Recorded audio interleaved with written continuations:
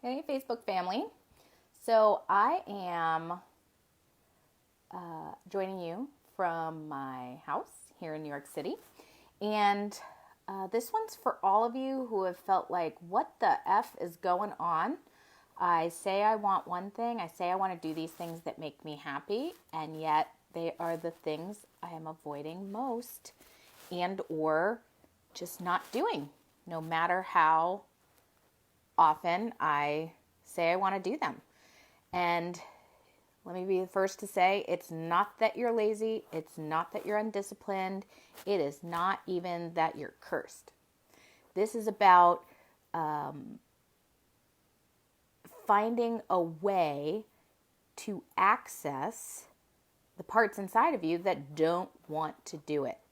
And so let me tell you, before I started living a soul-centered context in my life, I definitely was very critical of myself when I couldn't or wouldn't do the things that I said I wanted despite wanting to be healthier. I wouldn't make good food choices despite wanting to date more. I wouldn't put myself on dating websites, all of those good things. And I really held those things against myself. And I've seen the same thing with my clients, with friends. It's like when I wasn't living in a soul-centered context of life, when I wasn't looking at my life as here I am, a divine being having a human experience who sometimes bumps up against not wanting to move forward on things, I would just not be very kind to myself. And I've seen clients not be very kind to themselves either. And all that does is create even greater resistance within ourselves and build up a lot of negative self-talk, which again does not add towards a very joyful or positive living experience. So I want to tell you a little story about a client who had a big breakthrough in this area and in her awareness of how to work with herself when she found herself not doing things that she said she would do. So this particular client moved here from the West Coast. She took a job. She moved here specifically to take a job that she knew would further her career down the road. It was a part of the business. She's a creative. She's a writer. She knew that down the road that she would be, she wanted to create movies and films, and she really knew that this was a bigger part of her life's path. So she moved to New York, got an apartment, got a new, threw herself into this job. As it is in New York, was finding herself working sometimes 60, 70 hours a week, was living in a totally new city that was trying to make friends, and just everything was taking a ton of energy for her. She was having, but she knew it was for a good reason, but she would find herself exhausted on the weekends. And here she was trying to, as a creative, finding herself not creating, which for those of you who are creative, know, hey, Lindsay, nice to see you here. Hi, Sandrine. I see a lot of people popping up here first Facebook Live, so this is fun.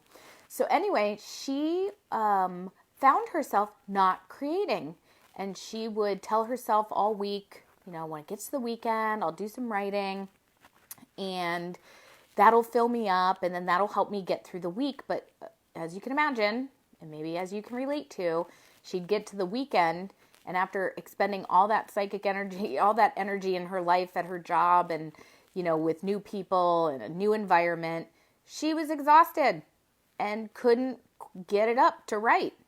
And so what we did is we did a process where I shared with her that it is actually a really good idea to that we each have inside of us different aspects. What I mean by aspects are just different parts of ourselves, just the way our minds and our beings work in consciousness, that there's parts of us that kind of oversee different areas of our life. So I asked her to use her imagination to connect with the part of her that was in charge of creativity. And let's see what was going on for that part. Because up until that point, she had been really harsh on herself for putting so much of her life into job and people that she didn't really, weren't a bigger part of her plan, and that she was exhausted on the weekends and not able to connect to this part. And she was just being very hard on herself. So what we did was she went on to have a conversation with this part. I had her imagine if she could picture that part of herself as herself. How was that part sitting? Was it angry? Was it closed off? And yeah, she could imagine that part sitting in a corner with its arms crossed and all frustrated. And so she just got curious and asked that part what it wanted to share with her. And she got a lot of information. That part was pissed that she hadn't been writing, pissed that she hadn't given her a place at the table, pissed that she was like the part where she had felt so self-expressed up until that point, that they had given a lot of their life's energy to, spending time being creative. And now it was all about work. And it was feeling neglected, as you can imagine, neglected, pushed off to the side, and super frustrated. So what we had her do then is that part just needed to first and foremost be heard. So my client talked to it and said, I can appreciate how you would feel that way. I understand. Like, I am just getting home. I'm tired. I'm exhausted. And you're right. You're like, it's like, I haven't had energy for you. I haven't given you a space. And even if I say I wanted to, what I really wanted to do was take a nap or zone out in front of the TV because I felt so depleted. And that she was missing being expressive too.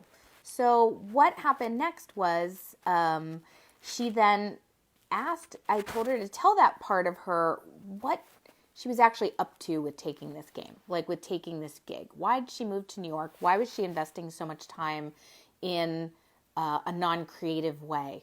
And so she filled that part in. Hey, here's the game I'm up to. I actually want us to build our life around our creativity. I want us to be doing this for a living. I want us to be successful. And I really feel like I need to understand this part of the business, have a really good grasp and understanding of it so that we can be super successful in our future. And this isn't going to be forever. I know I've pushed you off to the side. I know I haven't had a lot of energy, but this is temporary. This is not where we're going to end. This is not, you're not gone forever. I know we're taking a break right now, but this is not forever. And so what ended up happening was that part really got bought in. It said, she was able to work with it enough for it to understand, got it. You're not ignoring me. That's not what's happening here. This is a temporary thing. Can appreciate why you don't have energy. As long as I know you're coming back, as long as I know I'm going to have a seat at the table, as long as I know you still value me, I'm in. And so by the end of that conversation, she went from feeling she felt really reconnected to that aspect of herself. She felt freer inside of herself rather than self-critical or self-doubt. It's like she could really understand why she'd been resisting. It wasn't just about the energetic, she was tired, but that part was also unwilling to let her write or have access to it. So what was really cool was a few weeks later, right before our next session, she sent me an update before we got on the phone again.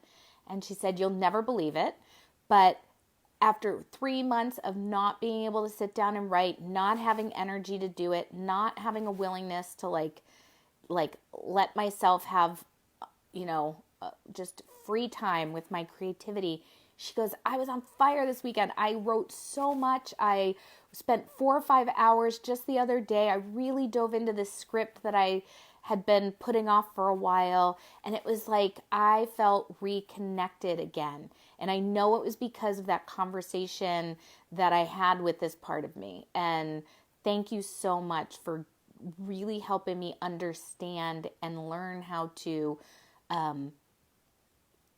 get over or just find a way, an inner cooperation that I didn't have before that then gave me permission to have access to it again. So I hope that this little story, I know it was a long story, but I hope it shows you that, again, with a soul-centered context, which is at the core of the coaching that I do with my clients, we use everything that's going on in our life to learn how to gain inner cooperation, how to use any obstacles that are happening. We use them for ourselves so that, again, there's just a greater sense of connection, a greater sense of freedom. People get unleashed in terms of making choices and decisions in their life. And that's what I do with clients. If you're someone who's been stuck, if you've been frustrated by saying you want something and you've been perplexed as to why you haven't gained any traction in that area, or why you gain traction and then slide back, I'd be happy to have a conversation with you for us to lean into whether coaching might be a way that you could gain some inner leverage so that you can move forward.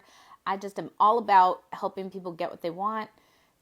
If that's you, let me know. Otherwise, I hope this was helpful. And it was fun to connect on Facebook Live. Never did that before. And looking forward to connecting again. You're going to be hearing from me soon.